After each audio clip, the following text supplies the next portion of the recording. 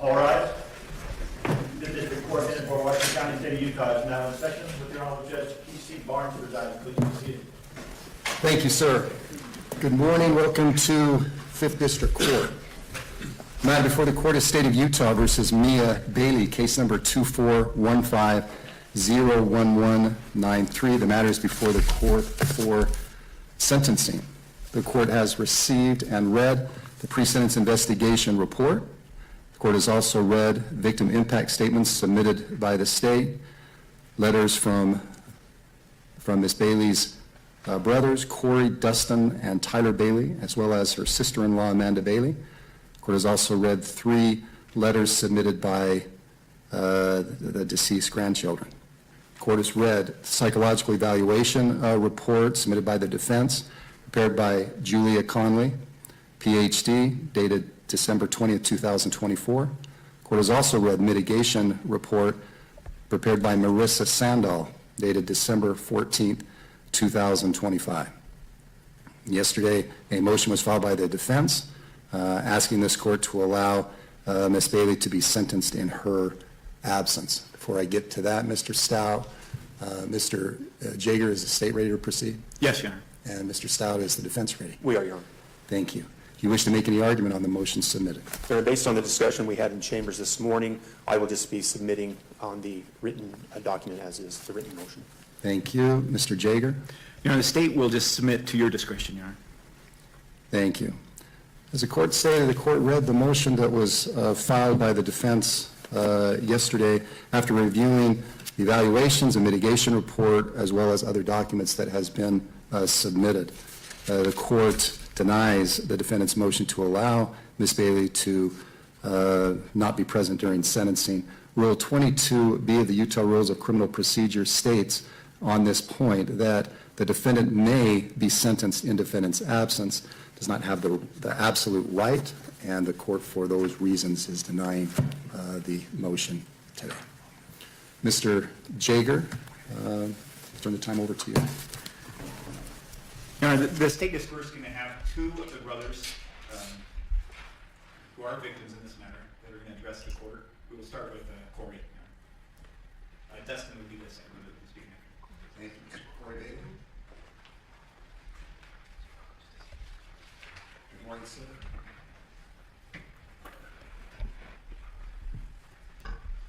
Good morning, Your Honor. I apologize. I'm still unprepared for things. I come up here still conflicted about all of this. Just thinking a lot the past few days what it means to have justice served.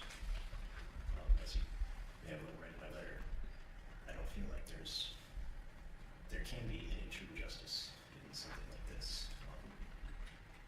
It is unfair all around that my family has been broken by this in many ways. We've lost our parents, and we've lost a sibling in many ways as well. So either way, no matter what, we are losing as a family on this sentence. For me and my family, the truest sense of justice we can come up with is making sure that we are safe now and in the future. And then also making sure that Mia is taken care of in the state hands as well for the foreseeable future. And that it stays that way. I've seen what happens to people who are kicked out of the system and live on the streets, ostracized by society, and it is not easy. And knowing that being in jail is not easy either. Neither one of those things are a good outlook for my sibling. Him being out is not a good outlook for my family, and our beliefs is that we would still possibly be under threat in the future. So we would like to recognize that, it is unfair all around for all of us. What all of this has become, essentially.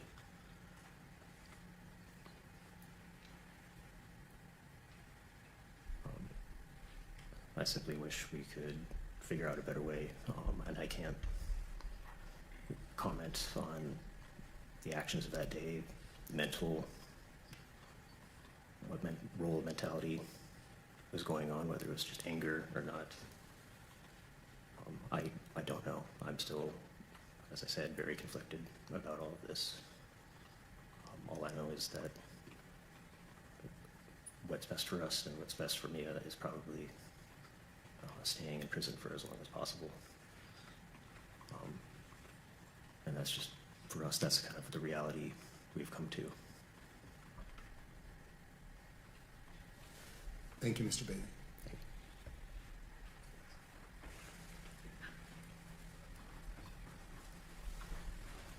Your Honor, this state would now call Dustin. Thank you.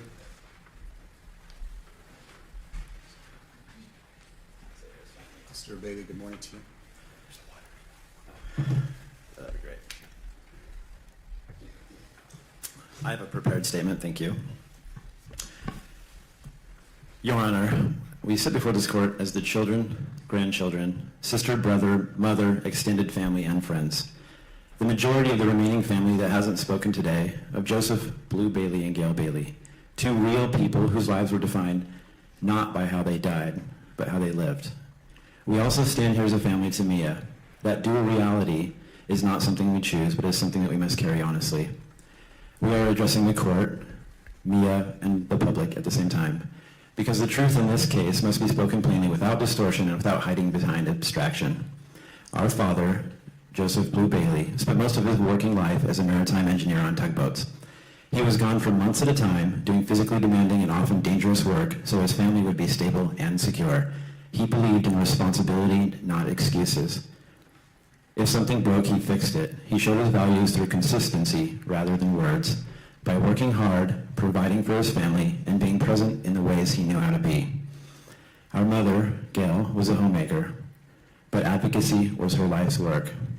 She spent years navigating schools, doctors, and systems that resisted accommodation, particularly when it came to mental illness. She did that work without a title, without pay, and without recognition, because her children mattered more than anything else. Long before most people understood what autism or schizophrenia meant, she was fighting school systems, attending IEP meetings, researching, calling, pushing, and insisting that her child not be written off because she was difficult or complicated. When Mia struggled, Gail's response was not frustration or withdrawal, it was persistence. She meant it, even when it had exhausted her, even when it cost her her peace, and even when it delayed the life she and her father had worked decades to earn. What we miss is not abstract. We miss sitting on the porch with them at the end of the day when we were visiting. We miss phone calls that didn't have an agenda, just checking in. We miss our mom's pies that won contests and anchored our holidays, something familiar, expected, and uniquely hers. We miss our dad's steady presence, doing small repairs, keeping things moving, and grinding the room without needing to be the center of it. The grandchildren miss grandparents who showed up, who babysat, ferried to them sports and activities, spoiled them, and made them feel safe. These ordinary moments are gone forever. If Blue and Gail were here today, they would not ask for the harshest sentence simply because it exists. They would ask for treatment, structure, safety, acknowledgement of severe mental illness, and yes, consequences, but not retribution. They believed accountability mattered. They did not believe in destroying people to satisfy anger. Mia, we do need to speak to you directly and plainly. What you did ended the lives of our parents, our family, and that truth does not soften with time, explanation, or context. Two people are gone forever because of your actions, and accountability is required. It must be serious, and it must reflect the harm that was done. At the same time, we refuse to pretend you arrived at that moment with a healthy mind, full capacity, or adequate support. You did not. You arrived there after years of severe mental illness, escalating instability, and repeated failures by systems that were supposed to intervene when it was clear you were not safe or well. Saying this does not excuse what you did. It tells the truth about what happened. Accountability does not require us to deny your illness, and acknowledging your illness did not diminish the lives that were taken. Both realities exist at the same time. We want you to understand this. The consequences we are asking for are not rooted in hatred or revenge. They are rooted in responsibility, safety, and the reality that you required structure and treatment to survive. What happened cannot be undone, but pretending you were someone you were never capable of being does not serve justice, and it does not honor our parents. Your Honor, We support consecutive sentences because 2 lives were taken. Each life deserves to be recognized. That is not negotiable. But we are asking the court to understand that life without the possibility of parole is not justice here. It is abandonment disguised as severity. Consecutive sentences allow for recognition of each loss, long-term incapacitation, mandatory treatment and structure, and future professional review, not automatic release, but accountability over time. That distinction matters. This tragedy did not occur in isolation. One of the most painful truths is that Mia did try to get help. In the days before the murders, Mia voluntarily checked herself into a state-run mental health facility. She was experiencing significant psychiatric symptoms.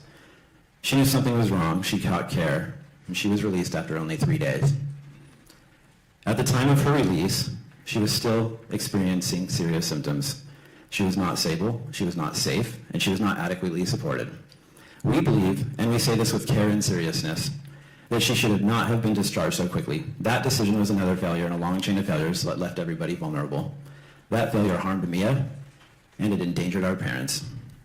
In the months leading up to this tragedy, Mia was also able to obtain powerful hormone medications through a telehealth system that required almost nothing of her and protected almost no one else. Just a few video calls, roughly 15 minutes each. That is what stood between Mia and medications that would further destabilize an already fragile and deteriorating mind. There was no meaningful psychiatric evaluation. There was no sustained oversight. There was no follow-up that matched the severity of her mental illness. What existed instead was a model that functioned less like medical care and more like a subscription, one that prioritized access and liability protection over clinical responsibility. We want to be absolutely clear for the record. There is nothing wrong with being transgender. We support LGBTQ rights fully. This has nothing to do with identity. This is about medical negligence. Providing powerful hormones to a person as a psychiatric crisis without proper psychiatric safeguards is not affirming care, it is reckless. In this case, it has acted as an accelerant, intensifying instability, impairing judgment, and compounding risk. That failure harmed Mia, and it endangered our parents.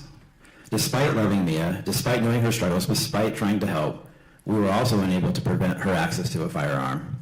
Families are expected to manage psychiatric risk without authority, without enforcement power, and without meaningful legal tools. The burden is placed on families until tragedy makes intervention unavoidable. Our parents paid the price for that gap. Justice should be honest enough to acknowledge it. And Mia, if you're ever released decades from now, the reality you face will already be severe. Being a transgender felon in Utah will make integration into society extraordinarily difficult. That reality alone is a lifelong consequence. Allowing parole eligibility does not guarantee release. It preserves the role of evaluation, treatment assessment, and accountability, rather than declaring that no amount of change, insight, or stability will ever matter. Our parents believed in a structure with accountability was stronger than hopelessness. Your Honor, in closing, we ask the court to impose consecutive sentences. We ask the court to acknowledge severe mental illnesses as real and relevant, and we ask the court to deliver justice that our parents, practical, compassionate, and grounded, would recognize as worthy of their lives. Thank you. Thank you, Mr. Bailey. Mr. Jager? Your Honor, just to follow up with that, and I recognize I cannot say that better than what is already spoken. But the state is also asking for consecutive. And we're asking for consecutive because that is our policy, and that is our practice. And that has been the practice since I've worked here back in 1999, Your Honor. When you have 2 separate lives, we recognize each life. And that's what we have here, and each life deserves a separate consequence, and that's why it's consecutive, Your Honor. The second reason why I'd be requesting for consecutive is because when you look at aggravated murder, there are several different factors. And under 76-5-202, in this case, and you only need 1 factor to charge aggravated murder, but in this case, you have 4 of those factors. First of all, under 2A, 2 or more individuals' lives were lost on that day. Under 2B, when you commit a homicide with an attempt to kill another, that is an aggravated factor. We also have that here. The defendant attempted to kill Corey. In fact, in the interview, the defendant stated that the brother was not her main target, but she would not have been sad had the gunshot killed him. Now, the third is under 76-5-202-3, an actor knowingly created a risk of death to another individual. Your Honor, Corey's wife was also there. And as Mia was running down the stairs, and they heard the shots upstairs, Corey's wife hid in the closet. Gratefully, Corey got his wife out of the closet and started climbing out the window. When Mia fired that shot through the door, it went right into the closet where Corey's wife was. It is a miracle that she is not dead. It was very close to having 3 deaths on that day. And the fourth factor, Your Honor, as to why this must be consecutive is because Mia knew that she was not allowed at that house, and yet she still went to the home, despite a protective order, despite knowing that she was not welcome there. That is an aggravated burglary. She broke into that home, and in doing so, that is the fourth factor under 765202, Section B, that is an aggravated factor. Based on those 4 factors, Your Honor, we are asking that this be consecutive. The final reason that I'll point out as to why this should be consecutive is just based on the heinous and premeditated nature of the crime. Mia planned this crime out, purchased a gun. Again, Mia knew that she shouldn't even be purchasing a gun because of a protective order. She went to the range, she practiced, she planned when to go, specifically targeting 4 individuals. Your Honor, I was going to go into much more detail about the heinous nature of this crime. I was prepared today to have 2 officers testify and play actually some additional evidence. But I'm not going to do that because of what the brothers have asked for and because of how they presented themselves and the statement that they have made. I believe that is sufficient. And I'm just asking you to follow what they have asked for and that you sentence Mia consecutively on these counts. Thank you. Thank you, Mr. Jager. Mr. Stout. Thank you, Your Honor. Just a couple quick housekeeping items. I would ask that the court issue an order that the psychological evaluation and the mitigation report be made part as an addendum to the pre-sentence report so that would follow my client to the prison. That'll be the order. Thank you, Your Honor. You're welcome. Your Honor, on behalf of Mia Bailey, I am asking the court to impose concurrent sentences. Utah Code 763401 addresses what the court needs to consider when considering concurrent or consecutive sentences. Subsection 2 specifically says the court shall consider the gravity and circumstances of the offenses, the number of victims, as well as the history, character, and rehabilitative needs of the defendant. And I will focus my comments today on Mia's history and character and rehabilitative needs. First, and I think very importantly, Mia has no prior criminal history. None. No prior convictions, no prior arrests. And what the court has already heard today and what the court has already read in the pre-sentence report as well as the victim impact statements is that Mia is severely mentally ill. She was diagnosed with autism at age 4, which, to be clear, is not a mental illness. It is a disability, and it does greatly affect her behavior and affected her development. She's also been diagnosed with ADHD, OCD, anxiety, depression, psychosis, possible bipolar with psychosis, and schizophrenia.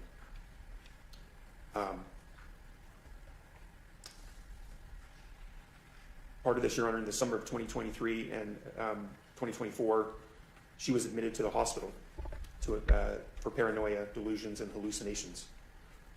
She was discharged the most recent time that she committed herself, as has been mentioned. She was discharged 3 days later, and 10 days later, she murdered her parents. I want to quote from 2 of the victim impact statements, because honestly, I think they say better than I could what I want to convey to the court. And I'll try to do this without identifying the relationships, but these are in the pre-sentence report, victim impact statements the court has read. I need to say something that's difficult to articulate while carrying all this pain. Mia was severely mentally ill. I grew up watching her struggle with autism and schizophrenia. I saw how hard the victims worked to help her, to find treatment that would work, to support her, even when she was difficult and frightening and exhausting to be around. They never stopped trying because they understood something about her condition that's hard for a lot of people to grasp, that her cognitive functioning and emotional regulation were profoundly impaired in ways that make her fundamentally different from neurotypical adults. What she did was devastating and unforgivable in so many ways. She deserves to spend decades in prison for taking them from me, from all of us. But I recognize what the victims spent their lives recognizing, that Mia's actions came from a place of severe psychiatric dysfunction, not calculated evil. The combination of her autism, schizophrenia, and the hormonal destabilization she was experiencing created a perfect storm that her already impaired brain couldn't withstand. From another one of the impact statements, and this one's a little more brief.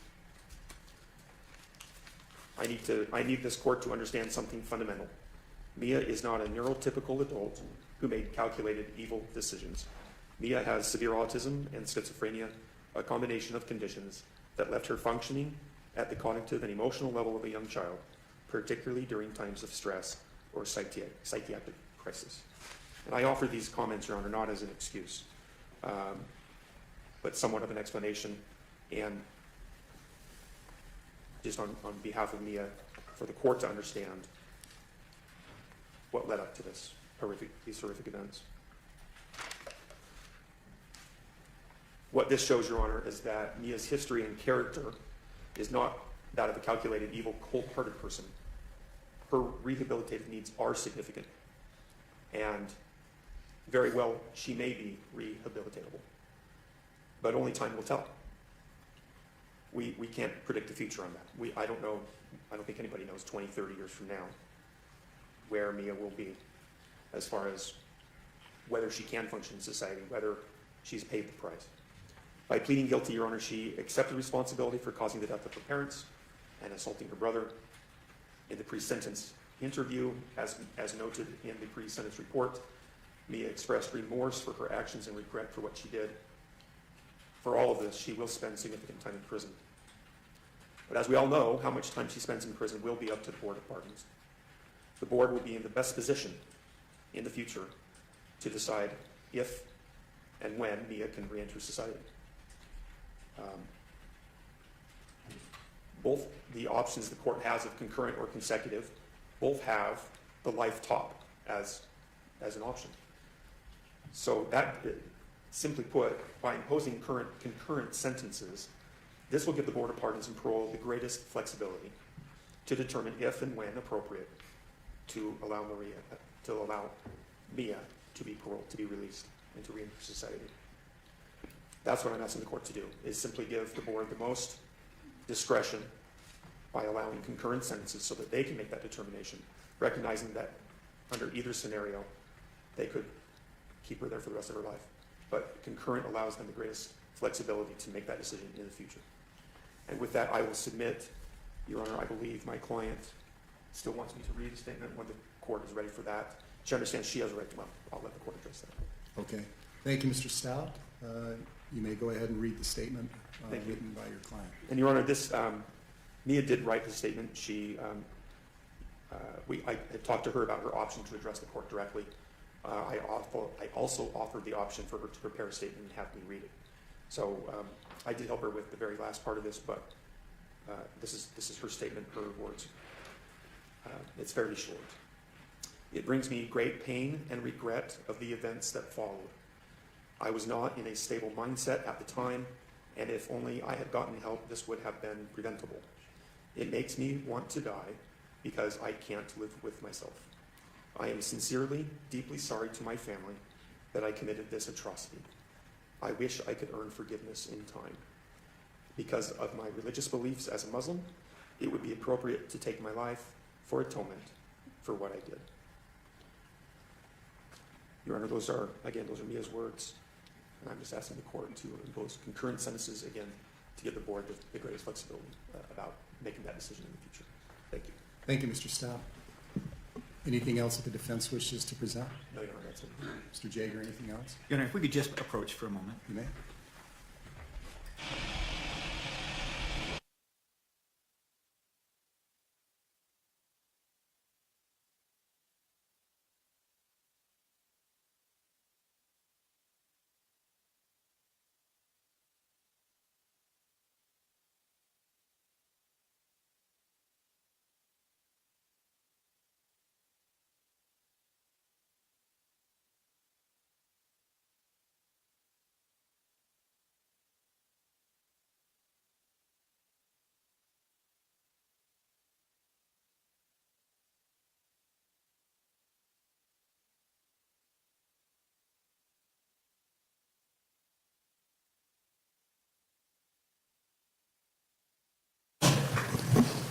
Thank you, counsel. Mr.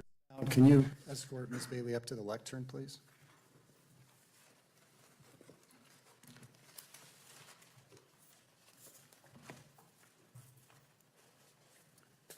Thank you. Well, the court greatly appreciates the brother's sons addressing the court.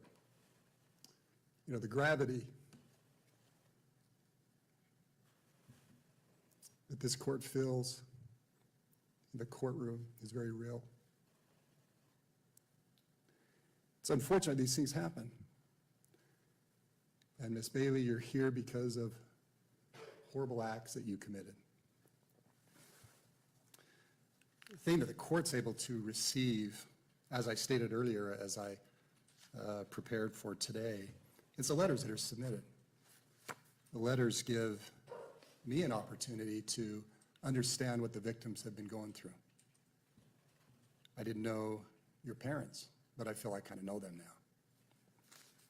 And that's important. That's important because as we leave the courtroom here today, that life is going to go on for everyone. And certainly all of us feel for the victims in this case. And the victims are real. I'll just read one part of the statement that the granddaughter wrote.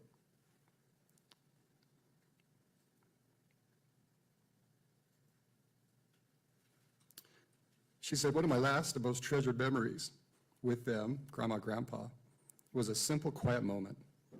We sat on their porch together watching the sunset. That moment means a lot to me. It was the last bit of quality time I spent with them. We didn't need words. Even in the quiet of that memory, I felt their love and warmth. Every sunset I see now reminds me of them and our last moments together. Losing them has left a constant ache in me that I've been carrying ever since. See, the reality is that it's not just that your parents have passed on now with an act that you committed. It's the ripple effect that so many people feel. And it's cliche for a court to try to suggest that after sentencing that we can all move on. But with that said, I sincerely hope that the grandchildren and loved ones and siblings and the divide that this type of thing has caused, that there can be a mending of fences and there can be a mending with the siblings. It's been difficult. I think that your parents would have been very proud of your brothers in a very difficult circumstance today on what they said here to the court. I felt it had a very, very compassionate tone toward you.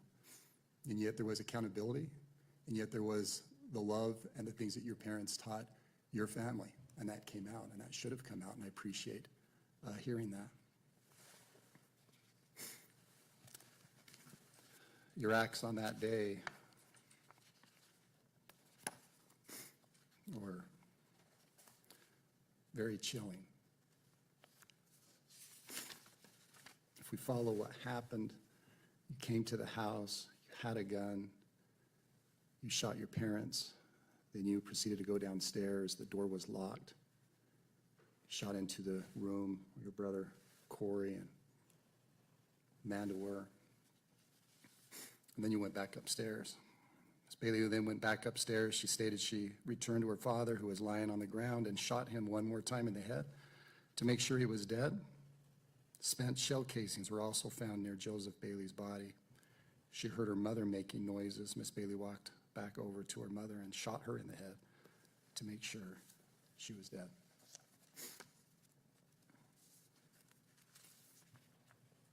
The gravity of the circumstances, again, are there. And as to the sentence today, the sentence should and will be consecutive sentences. Ms. Bailey, in case 2415-01193 to the charge of aggravated murder, a first-degree felony, you are hereby sentenced to serve 25 years to life. Count 2, aggravated murder, first-degree felony, you are hereby sentenced to serve 25 years to life. Count 3, aggravated assault, a third-degree felony, you are hereby sentenced to serve 0 to 5 years, all these at the Utah State Prison, to run consecutive one with the other. Restitution will remain open.